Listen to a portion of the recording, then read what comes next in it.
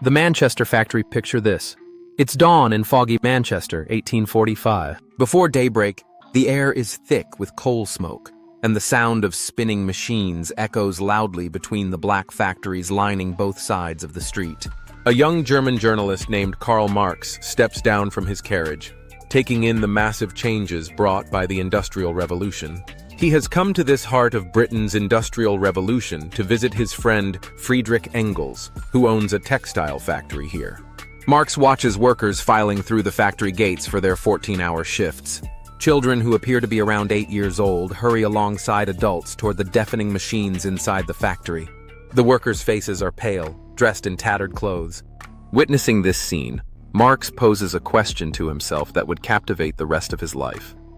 If this person's labor creates cloth, worth 5 shillings, but he receives only 2 shillings as his daily wage, where do the remaining 3 shillings go?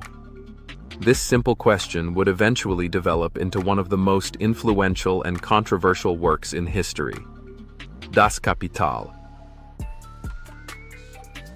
The revolutionary idea of Marx wasn't the first to think that labor creates value. Adam Smith and David Ricardo had similar thoughts. But Marx took it a step further, turning it into a weapon against capitalism itself. His argument was beautifully simple and devastatingly radical.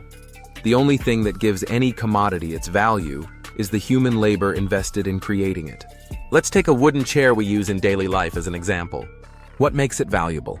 Marx would say it's the labor of the person who cut down the tree, the carpenter's labor in processing the wood, and the labor of the person who transported it to market. Remove all human work, and you're left with just pieces of dead wood, worthless until human brains and hands, that is, labor, transform them.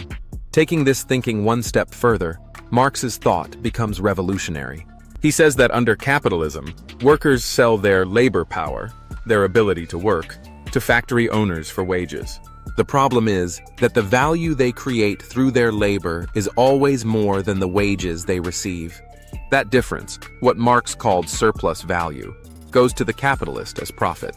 Let's return to the textile worker in Manchester. He works 12 hours a day but only needs to work 6 hours to cover his basic necessities of food, clothing, and shelter. That amount would probably be paid as wages. The remaining 6 hours of his work become pure profit for the factory owner. Marx called this unpaid labor, meaning labor that goes uncompensated.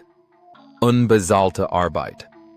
Marx called this structure hidden within capitalism exploitation, not in the sense of being cruel or vicious, but exploitation in the sense of systematically extracting value from workers' labor. Marx saw this as capitalism's fundamental contradiction.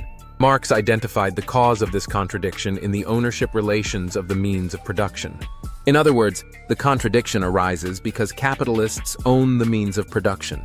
Although the means of production themselves are also products of labor, Marx believed that capitalism is a system where capitalists are allowed to own them entirely, just as slave owners possessed slaves, who were the means of production in slavery. For workers alienated from the means of production to escape their painful circumstances, only one thing is necessary: taking the means of production away from capitalists so workers can own them. It was perhaps inevitable that Marx's theory of capitalism would connect to his theory of proletarian revolution, from factories to apps. Now let's quickly return to the present, 175 years later. Instead of Manchester's smoking factories, let's imagine the streets of a modern city. A young woman named Sarah takes out her smartphone and opens the Uber app. Having been laid off from her office job, she needs money to pay rent. Within minutes, she's driving strangers around, earning money per ride. Sarah thinks she's the owner of her own business, an entrepreneur in the new gig economy. Uber calls her a partner, not an employee. She sets her own working hours, uses her own car, and chooses whether to accept or decline rides. She believes this is the future of work, flexible, independent, and performed under her own authority. But looking at this through Marx's lens, what's actually happening is quite different. Sarah provides labor. She drives the car, navigates the city, and deals with customers. She also provides the means of production: her own car, gas money, insurance costs, and more. Yet for every $10 ride, Uber headquarters takes 25% or more of the money. What does Uber contribute to deserve taking money? And why does Sarah, who even owns the means of production, willingly allow herself to be exploited? The source is the algorithm that connects drivers and passengers through the app platform. According to Marx's labor theory of value, the ride's value comes from Sarah's labor, her time, her skill in navigating roads, and even her emotional labor in dealing with customers. But Uber captures a significant portion of that value not through their own labor, but through ownership of the digital platform. It's the same picture as the Manchester factory, just with smartphones replacing spinning machines. The worker still doesn't own the means of production. In this case, the platform that connects her to customers. She's still selling her labor power and still creating surplus value that gets extracted by platform owners who have never driven a single ride. The new digital proletariat. Marx predicted that capitalism would continuously create a working class, the proletariat, that owns nothing but their labor power. He thought these workers would eventually unite and overthrow the capitalist system. But the gig economy has created something Marx never imagined, a proletariat that thinks it's the bourgeoisie. Gig workers like Sarah often see themselves not as employees, but as entrepreneurs. They think they're disrupting traditional employment and becoming owners of their own businesses. But according to Marx's analysis, they're not actually less exploited than traditional workers. The problem is actually more serious. Traditional workers at least had labor unions, welfare benefits, and some degree of job security. However, gig workers bear all the risks: vehicle maintenance, insurance, decreased calls, alone, while still having the surplus value of their labor extracted by platform owners who have never done a single ride. Marx's theory becomes complicated in the digital age for more reasons than this. In the gig economy, completely different types of labor beyond that of gig workers are involved. The labor of creating and maintaining Uber's algorithm is somewhat different from what Marx envisioned in his time. How do we measure the value created by software engineers, data scientists, and designers who built the platform? Invisible labor. This leads us to what we might call invisible labor in the gig economy. When you order food through DoorDash, the delivery driver's labor is visible and feels valuable. But what about the army of workers who make the platform possible? From software developers coding the app, to data analysts optimizing delivery routes, to content moderators screening restaurants, to customer service representatives handling complaints. Marx's labor theory suggests that all value ultimately comes from human labor.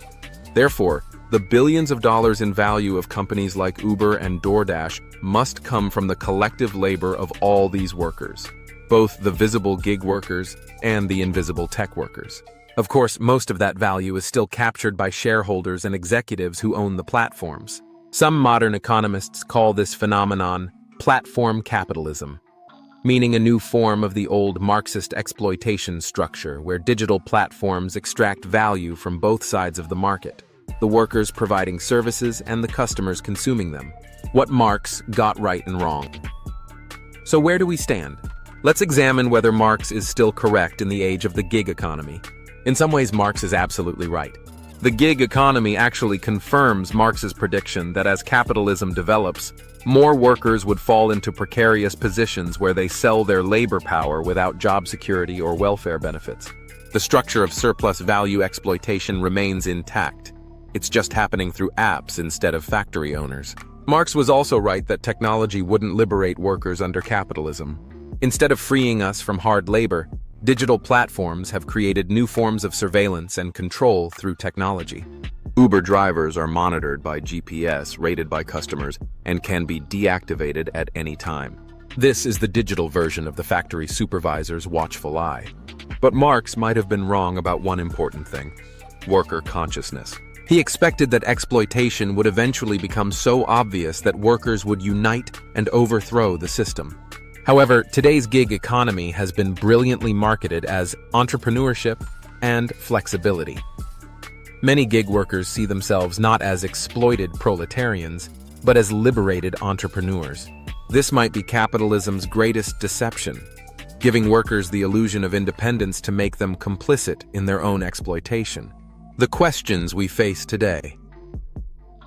As we grapple with the rise of artificial intelligence, automation, and platform capitalism, Marx's 175-year-old insights stand at a crossroads of new evaluation. If cars can drive themselves and artificial intelligence can write articles, what's the future of human labor? Does Marx's labor theory of value still hold when robots do the work? Some economists argue we're heading toward a post-work society where human labor becomes irrelevant. Others suggest we need new models like universal basic income to deal with technological unemployment.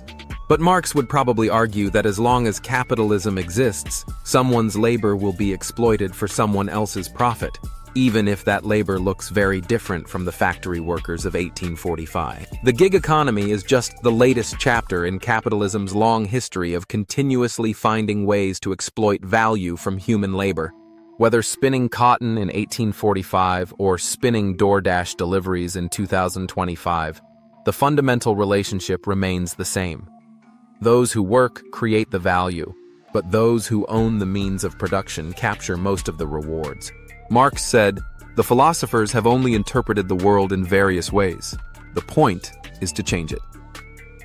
So according to Marx's thinking, the question becomes, will today's gig workers follow in the footsteps of Manchester factory workers and organize for change, or will they remain trapped in the very system Marx sought to overthrow, caught in the illusion of being their own business owners?